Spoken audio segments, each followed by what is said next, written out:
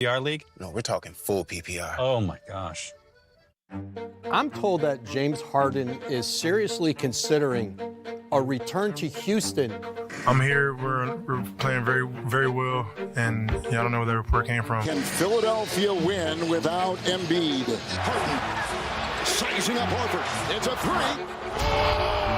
What a perfect way to end the second round. Game 7 between the Celtics and the Sixers. This is disappointing. A disappointing ending for the Sixers. Our season is over, so sums it up right there. He has the option to be a free agent. Scenario A would be to bring James back. The Houston Rockets lose a real suitor in free agency. Morey is a liar, and I would never be a part of an organization or any supporters. This has been escalating behind the scenes all year. Now it is playing out in public. Welcome back to NBA Today. Richard Jefferson, Kendrick Perkins, Ramona Shelburne, and Adrian Wojnarowski joining us as the Harden saga, it continues. Because since Harden called Daryl Morey a liar yesterday during an event in China, the ripple effect, it has continued to keep the NBA news cycle running here. So, Woj, I want to check in with you first. Since yesterday, where does it stand between Harden and the 76ers, and where does the relationship go from here? Well, there is no relationship right now. That's obvious. And it's really going to be a question between now and the start of training camp, into training camp. How much pain is James Harden willing to inflict on Daryl Morey, on the organization, and on himself? Because this is a player who wants to continue to play in the NBA. He wants to continue to earn at a high level. It doesn't. You don't help yourself elsewhere in the future getting out of a situation this way. It's not helpful, but he wants out of Philly, and he showed yesterday, and I think there's an expectation he's going to continue to show in a lot of different ways that bringing him back and imagining in Philadelphia a scenario where he's going to come back, play on this team, help this team win, is just not going to be an option for the Sixers. That's the message he's trying to get through to them.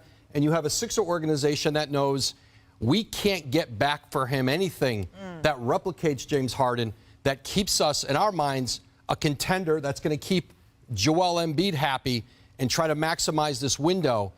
And right now, listen, there's another month or so until training camp. Yeah. And I don't know that we've heard the last of James Harden on this issue. No, Woj, somebody said to me yesterday, this is only the beginning. This is just the beginning of what James Harden is going to do to make life very uncomfortable for the Philadelphia 76ers going into training camp. And I think the expectation with Harden is, it's, you know, Ben Simmons, they went through this with Ben Simmons. He didn't show up to camp. He left money on the table. That's not going to happen here with James Harden. This is going to be very uncomfortable, but Ben Simmons didn't say anything.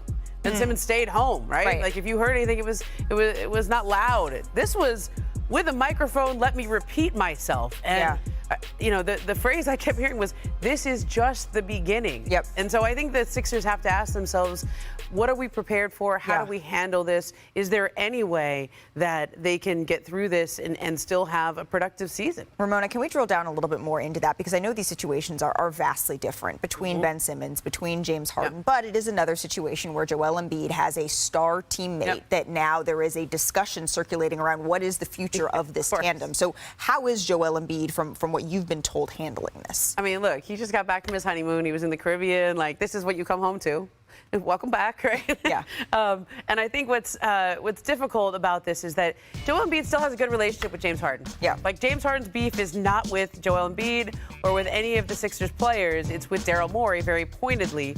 And I think Embiid is just tired of it being this a story. This is an annoyance for everybody. But his mentality is really going into camp in the best shape he can get into. He's excited about the idea of playing with Tyrese Maxey and where he can go with his game. Maxey's been out here in Los Angeles working with Joel as his trainer this summer. And there's still a hope that maybe they can patch things up with Harden. But, you know, look, you leave other people's problems to them. And I think that's the tactic right now that Embiid is taking, is let you guys figure it out. This is not my problem. There's still, a couple months to training camp, but at some point it becomes his problem. So if that's everything that is happening, right? We have haven't had a chance to hear your take on the entire James Harden situation yet. So I've been basically out of commission for the summer, but I've been watching things like a lot of people have from a distance. So I would like to share with you guys a little bit of a history lesson. Perk, shall we? Come on. Come on, Perk. First of all, I'm not your bodyguard. Come on, Perk. Come on, let's show people this thing. So I want to bring up a definition of something. This is my edition of Ladies and Gentlemen. We've done this from time to time. But I want to show you the definition, because Perk is big on definition. Tampering. What is tampering? The act or process of changing, damaging, or interfering with something, especially with intent to falsify, cheat, or defraud. The act or process of dealing secretively, improperly, or underhandedly with someone. That is what tampering is, right? So let's see what the Philadelphia 76ers are guilty of. Tampering. So James Harden declines a $47 million option, right? Okay, that seemed a little weird. And then on July 6th, the 76ers signed P.J. Tucker and Daniel House Jr. with extra flexibility under the apron. Why? Because James Harden opted out and gave them some flexibility. On July 27th, Harden signed a 2-year, $68 million deal with the player option, and that cut $14 million off of the cap, and that allowed them to sign those players. Now, what happened after that? On October 31st, stripped of the 2023 and 2024 second-round picks. Why? Because there was conversations happening before this opt-out that allowed them to bring the players in. So this is what I want to talk about when you're talking about tampering. Do you think, Perk, and I'm going to ask you this question, do you think that the only tampering and maybe guarantees and things were only done between P.J. Tucker and Daniel House? No, I don't. Okay, so if we want to kind of look back on the situation to bring us where we are today, because right now I feel like James Harden is like, I was promised something.